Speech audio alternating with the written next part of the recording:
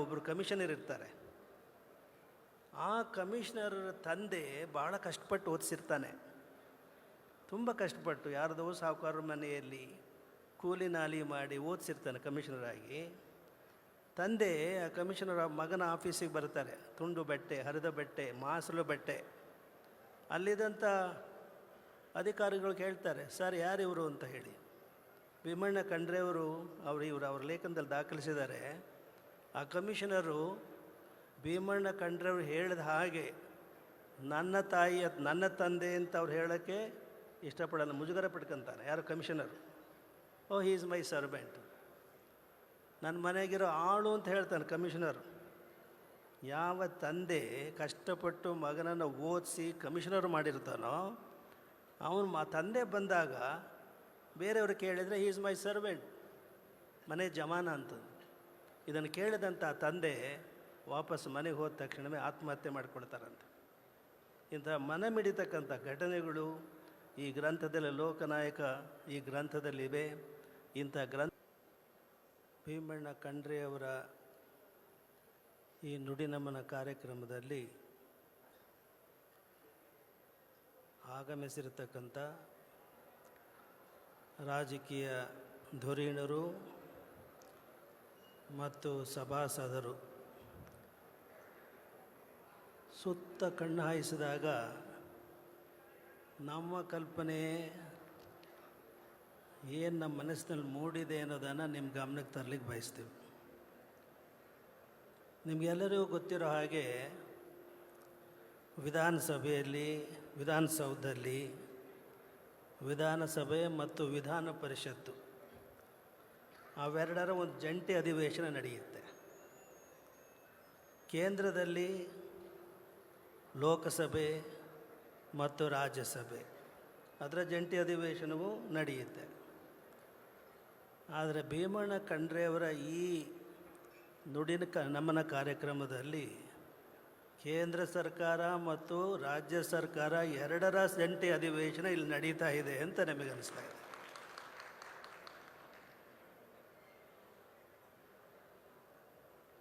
ಭೀಮಣ್ಣ ಖಂಡ್ರೆಯವರ ವ್ಯಕ್ತಿತ್ವ ಭಾಳ ಅಪರೂಪದ ವ್ಯಕ್ತಿತ್ವ.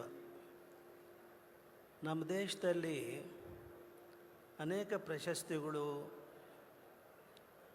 ಕೇಂದ್ರ ಸರ್ಕಾರ, ರಾಜ್ಯ ಸರ್ಕಾರ ನೀಡುತ್ತೆ. ಪದ್ಮಶ್ರೀ, ಪದ್ಮಭೂಷಣ, ಪದ್ಮವಿಭೂಷಣ, ಭಾರತ ರತ್ನ, ವೀರಚಕ್ರ ಇತ್ಯಾದಿ. ಬ್ರಿಟಿಷರ ಕಾಲದಲ್ಲೂ ಇದ್ದು, ರಾವ್ ಬಹದ್ದೂರ್, ಸರ್ ಇತ್ಯಾದಿ ಇದ್ದು. ಇವೆಲ್ಲ ಸರ್ಕಾರಗಳು ಕೊಡುವಂತಹ ಪ್ರಶಸ್ತಿಗಳು. ಆ ಪ್ರಶಸ್ತಿ ವಿಧೇಯತರ ದೊಡ್ಡ ಪಟ್ಟಿಯೇ ಇರುತ್ತೆ. ಆದರೆ ಜನರೇ ಕೊಟ್ಟಂತಹ ಪ್ರಶಸ್ತಿಗಳು ಭಾಳ ಅಪರೂಪ. ಮಹಾತ್ಮ ಗಾಂಧೀಜಿ, ನೇತಾಜಿ ಸುಭಾಷ್ ಚಂದ್ರ ಬೋಸ್, ಲೋಕಮಾನ್ಯ ತಿಲಕ್, ಬಾಲಗಂಗಾಧರನ, ಲೋಕನಾಯಕ ರಾಷ್ಟ್ರ ಮಟ್ಟದಲ್ಲಿ ಲೋಕನಾಯಕ ನಿಮಗೆ ಜಯಪ್ರಕಾಶ್ ನಾರಾಯಣರವರು, ಕರ್ನಾಟಕದ ಲೋಕನಾಯಕ ಭೀಮಣ್ಣ ಖಂಡ್ರೆಯವರು. ಈ ಜನರೇ ಕೊಟ್ಟಂಥ ಪ್ರಶಸ್ತಿಗಳಿಗಿಂತ ಸರ್ಕಾರಗಳು ಕೊಟ್ಟಂಥ ಪ್ರಶಸ್ತಿಗಳು ದೊಡ್ಡದಲ್ಲ ಅಂತ ನಮ್ಮ ಅಭಿಪ್ರಾಯ. ಜನರೇ ಕೊಡ್ತಕ್ಕಂಥ ಅವರೊಬ್ಬರೇ ಲೋಕನಾಯಕ ಜಯಪ್ರಕಾಶ್ ನಾರಾಯಣ ಅಂದರೆ, ಅಥವಾ ನೇತಾಜಿ ಅಂದರೆ, ನೇತಾಜಿ ಅಥವಾ ಸುಭಾಷ್ ಚಂದ್ರ ಬೋಸ್ ಎರಡೂ ಸಿನಾನಿಮಸ್, ಒಂದೇ.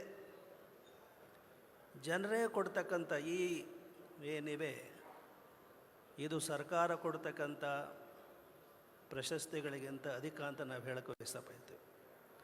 ನಮ್ಮ ಮುಂದೆ ಇಲ್ಲಿ ಲೋಕನಾಯಕ ಭೀಮಣ್ಣ ಖಂಡ್ರೆಯವರ ಒಂದು ಅಭಿನಂದನಾ ಗ್ರಂಥ ಇದೆ.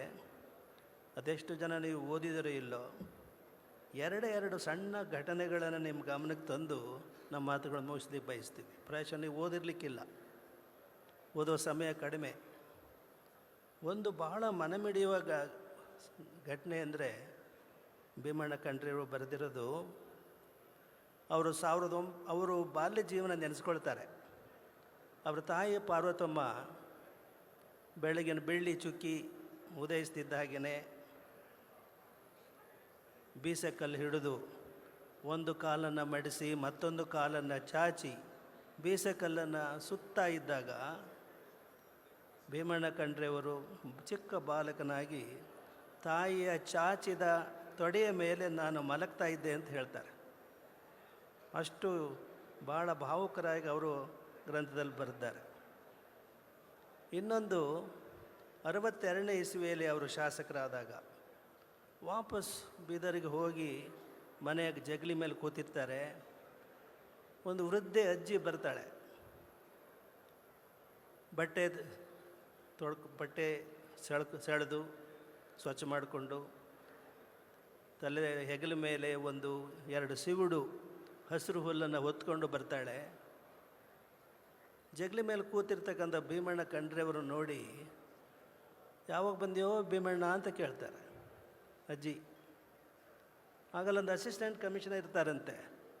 ಅವ್ರಿಗೆ ಭಾಳ ಮುಜುಗರಾಗತ್ತೆ, ನಮ್ಮ ಶಾಸಕರನ್ನು ಈ ಅಜ್ಜಿ ಏಕವಚನದಲ್ಲಿ ಹೇಳ್ತಾ ಇದೆಯಲ್ಲ, ಹೀಗೆ ಅಗೌರವಿಸ್ತಾ ಇದ್ದಾರೆ. ಸರ್ ಇವರು ಯಾರು ಅಂತ ಕೇಳ್ತಾರೆ. ಆಗ ಭೀಮಣ್ಣ ಖಂಡ್ರೆಯವರು, ಅವರು ಬೇರೆ ಯಾರು ಅಲ್ಲಪ್ಪ, ನನ್ನ ಮಾತೃದೇವತೆ, ನನ್ನ ತಾಯಿ ಅಂತ ಹೇಳಿ ಗೌರವದಿಂದ ಹೇಳ್ತಾರೆ. ತಾಯಿ ಮಗನ ಸಂಬಂಧ ಹೇಗಿತ್ತು ನೋಡಿ. ಆಗ ನೆನೆಸ್ಕೊಳ್ತಾರೆ ಭೀಮಣ್ಣ ಖಂಡ್ರೆಯವರು, ಬೀದರ್ನಲ್ಲಿ ಒಬ್ಬರು ಕಮಿಷನರ್ ಇರ್ತಾರೆ. ಆ ಕಮಿಷನರ್ ತಂದೆ ಭಾಳ ಕಷ್ಟಪಟ್ಟು ಓದಿಸಿರ್ತಾನೆ, ತುಂಬ ಕಷ್ಟಪಟ್ಟು ಯಾರ್ದೋ ಸಾಹುಕಾರ ಮನೆಯಲ್ಲಿ ಕೂಲಿ ನಾಲಿ ಮಾಡಿ ಓದಿಸಿರ್ತಾನೆ ಕಮಿಷನರ್ ಆಗಿ.